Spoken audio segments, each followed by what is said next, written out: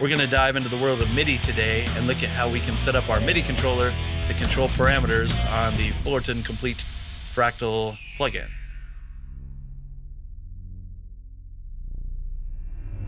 So first of all, you need a MIDI controller. I've got my Morningstar MC6 Pro here that I've programmed already. In this case, I've set up a page on the MIDI controller to turn different effects on and off. So on screen, we're looking at the mod button, and when I press it, it's set up to send a CC of 22 with a value of 127. And when it's pressed again, it sends a CC of 22, value of 0. So we're sending a toggle of messages. So 0 to turn it off, 127 to turn it on. I've done that for the other buttons here on the MC6, so I'm planning to set it up to turn on and off the compressor, drive, modulation, delay, and reverb effects. Next, I'll bring up a standalone instance of Icons Fullerton Complete. So this is running totally standalone outside of your DAW. One of the first things you want to do in the standalone app is to come into settings and look down here at your active MIDI inputs and make sure the MIDI interface you're looking to use is selected. Otherwise, nothing will work. So in my case, I've got the Morningstar MC6 Pro port 1 selected. So that will hopefully make sure it sees the MIDI messaging coming in. So to start off, one of the effects I wanted to toggle on and off was the compressor. So when I bring up the compressor block, you'll notice there's a power button to the right side of the screen. Toggling that on and off turns on and off the compressor. Now, if I right-click the power button, I have an option there to enable MIDI control. So setting this up to react to a switch is very simple. You just click the Enable MIDI Control, and now the Icons app will be waiting for me to do a press to learn which parameter that's going to map to. So I click my compressor button on my controller. It notes that it learned that assignment, and from here on out, I can press the button to turn the effect on and off. So it's really that simple. I can continue doing that for the other buttons I have set up. So if I select the drive block, come here, right click on the power button, say enable MIDI control. It's waiting to learn. I hit my drive button on my controller. It learned it. So from now on out, I can click the drive button to turn the drive on and off. So for the rest of my switches, it's really simple to set up. So I can come down to my mod block, right click, enable MIDI control, hit the button. It's learned. Do the same thing with delay. It's learned. And reverb.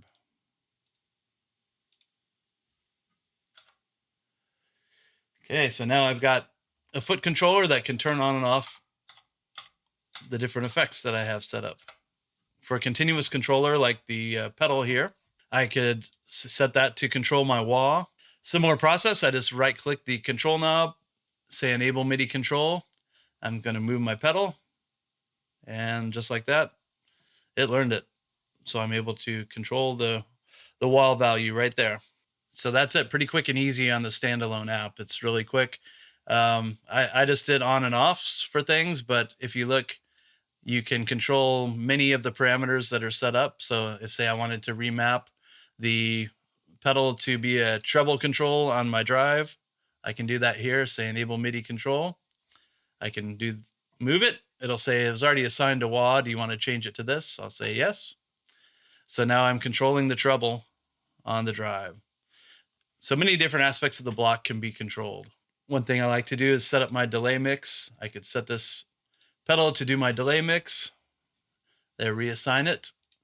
And now I'm controlling the mix of my delay. So super easy. Another cool thing you can do in the MIDI implementation is to assign a switch to a preset. I'm going to first look at my controller setup, and I've set up my controller to have 5 program change messages for 5 different buttons. So you can see here on button number 1, I'm setting a program change with PC number 1. Each button is going to send a different program change message. The way I can set that up in the standalone app is to select my preset list. Then I can pick a preset I want to set up on a switch, say Weasel's Bass Guy 2x12. I just right click on it, say assign preset to MIDI program change, then it'll wait to learn. So I just hit my first button. So it's learn that program change for that preset. And I just continue for the same thing. Say I can go to fried chicken, assign that preset, hit a button, Junior Blues cranked, hit a button,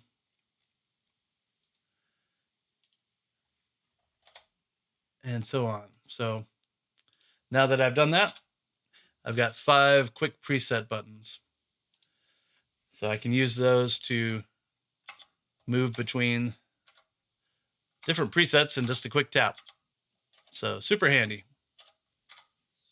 You can see what your MIDI assignments are by clicking on the MIDI button up top, and that'll show you the MIDI control map that shows your CC and program change messages that you have assigned.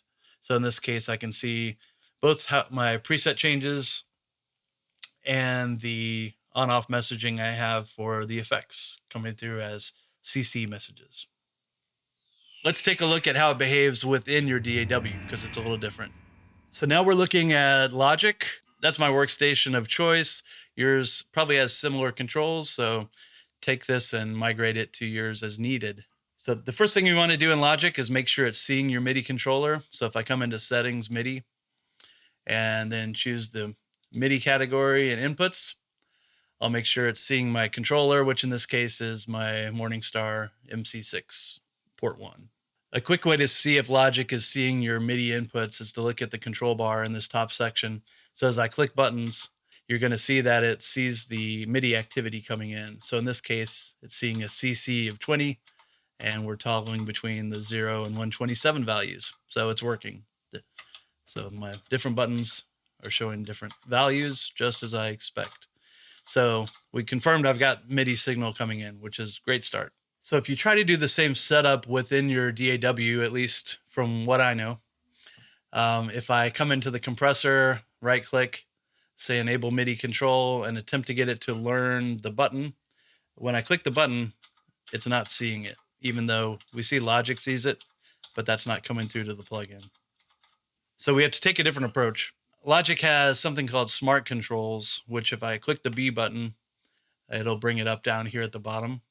I'm actually going to choose to open it up in a separate window so it can be a little larger and out of the way.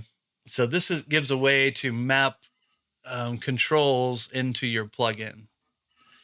There are different looks to it. So since we're dealing in the guitar realm, something like the British combo can work. Looks like an amp.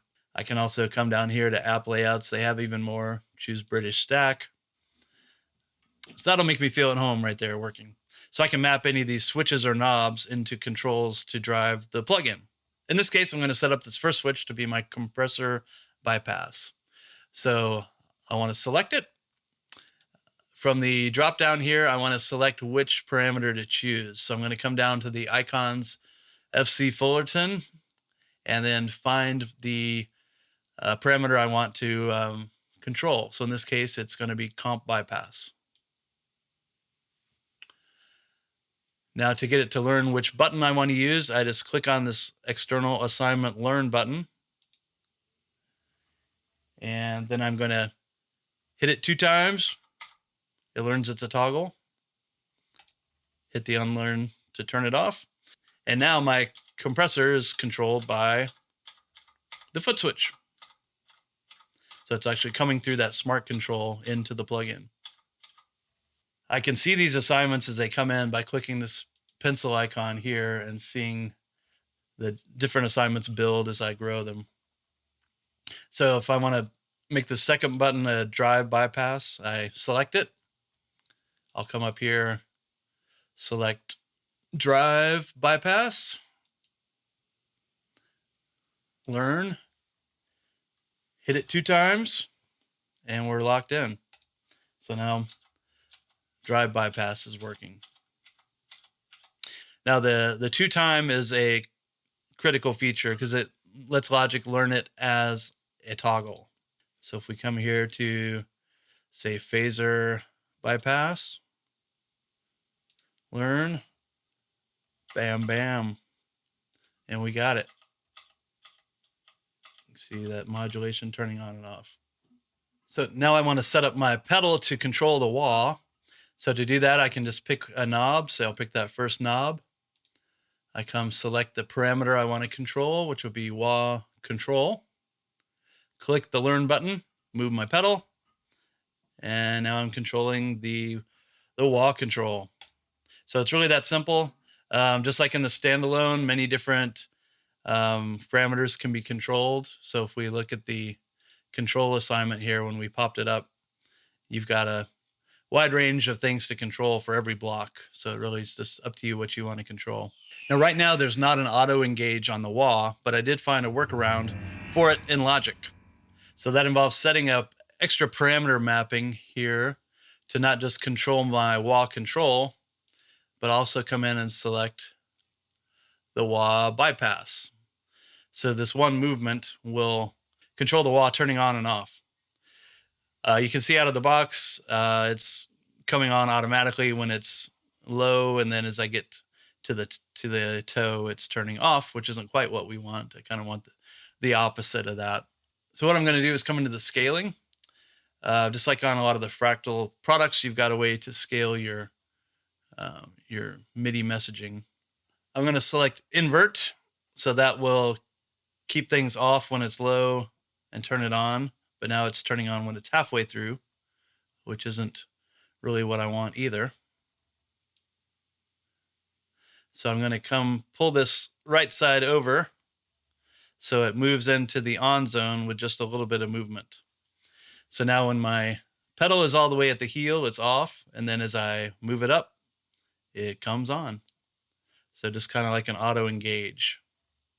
Although you don't really have control over the speed of the auto engage like you do in the Fractal products, but as long as you don't go to the heel, it'll stay on. And then when you bring it back to heel position, it turns off. So that's a little bonus for you. So as you can see, it's pretty straightforward to set up the MIDI implementation. It's just a matter of choosing the parameter and telling it to learn the button or the pedal that you have assigned to it.